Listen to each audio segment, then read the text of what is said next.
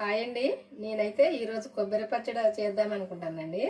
ఇదైతే ఒక కొబ్బరి ముక్క తీసిపెట్టిన, పచ్చిమిర్చి,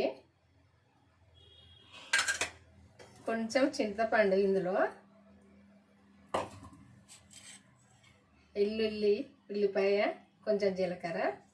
ఇదైతే ఒక పచ్చడి చేద్దామండి. ఎలా చేద్దామో చూద్దామండి.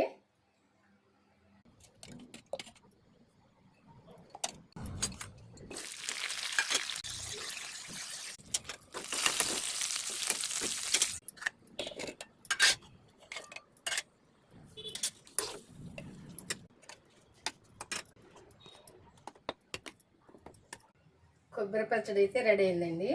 ఇది దోశకైనా తినచ్చు, చపాతీ తినచ్చు, అన్నంలో తినచ్చు. చింతపండు వేసినాం కాబట్టి చాలా టేస్ట్గా ఉంటుందండి. ఈ మూడింటికైతే చాలా టేస్ట్గా ఉంటుంది.